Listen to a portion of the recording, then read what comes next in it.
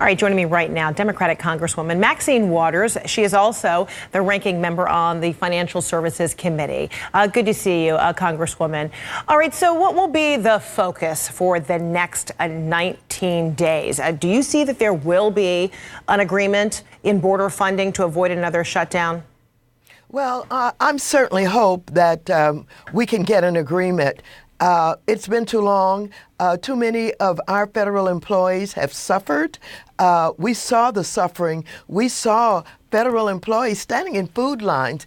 And so I'm hopeful that this is a serious and credible negotiation, and particularly on the president's part. You know, the president changes his mind. We don't know if he's going to, abide by any rules of negotiation. As a matter of fact, I was stunned after he came out and announced that he was going to participate in opening up the government. He started to do the attack again. And basically he started to threaten, the emergency route. That's right. And even you heard from, Mick Mulvaney, who said once again, while the president wants to keep the government open, they are exploring places where they could extract money to help justify this emergency declaration. So which is it? What is the sense you get from the White House in terms of how it will be participating in any negotiations where there is wiggle room? It's hard to believe that he is prepared to seriously negotiate when he's making his demands outside of the negotiation already. First of all, he's talking about he's got to have a certain amount of money. He's also talking about how terrible it is with the rapists and the drug dealers and on and on and on. That's not how you enter a negotiation. You shut up and you shut down and you get into the negotiation and you legitimately lay your concerns on the table, and people are prepared to talk about what they can and cannot do. So then does this tell you that it's going to be a repeat experience? I hope not. We believe in border security, and we have offered how we think it can be done. We want to make sure that he understands that it's not simply about a wall. I want him to think about, and we want him to think about technology. We want him to think about drones. We want him to think about all of those things that go into having a secure border. And so I just don't know. I don't trust him very much because he's agreed to some things and then backed off of them. And I just hope that he understands he put this nation in danger. Just think what is happening to our air traffic controllers. Many of them are under a lot of stress because they did not get their pay. They had to come back to work because they were considered among those employees that must work despite the fact that they're not getting paid. They're under stress. Many of them are working long hours. Some of them are working in towers with only one individual there, one traffic controller, air traffic controller. And so I don't know if he understands that he was about to shut this nation down. Except, is that the imagery and are those the sentiments from air traffic controllers and flight attendants that actually got the president's attention, seeing how commerce, how the economy was being disrupted with these, ground stoppages? Because we heard from federal workers for 5 weeks who talked about their personal hardships, but it was another thing to see those images perhaps on television. And then you had the president say, government back open again. Well, I think that the air traffic controllers sent us a serious message. They sent out a letter that talked about the dangers that were possibly involved in what was going on, and said it was so awesome and it's so huge, the possibility of the risk that was being, put into effect by this president. They couldn't even tell you how bad it was going to be. I think that had something to do with it. But the most thing is Nancy Pelosi had made a legitimate offer. Nancy Pelosi had also employed a legitimate strategy. So it's a combination of those things that made him back down. He had to back down. He had no choice. So he should not come into this negotiation with threats.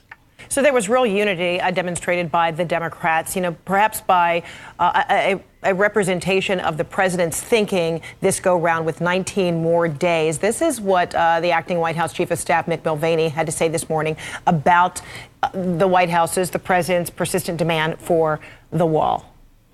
Well, There are some pots of money that are easier to get to than to others. So again, this is not something we're shooting on from the hip. We've been working on this for months. We have been hoping for months to do it through legislation with Democrats because that's the right way for the government to function.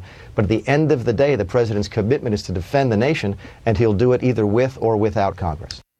So again, hours after, the president made his announcement, he was tweeting about this option of an emergency declaration. So how is Congress preparing for President Trump to try to establish that there is a national emergency, a crisis, so these pots of money, as Mulvaney was referring to, would be made available? Well, let me just say this. I think the American people and our federal workers, including the air traffic controllers, we have all made everybody understand what a dangerous situation we're in. And I don't know where they're talking about getting this money from, but I know this. I know that even if they were able to find money that was not in the control of the Congress, they've had all kind of other issues to deal with, eminent domain issues. They don't even know the terrain. You're talking about the land mostly privately owned along the Texas border. That's right. And there was some inference that perhaps from Mulvaney, money would come from Treasury or perhaps even Defense Department. And you don't see those as viable options. No, I don't. I don't have any idea what they're talking about. I've heard all kind of things, that he was going to take money from housing, that he was going to get money from places where there is no money. And so again, this president starts out bluffing and threatening all over again.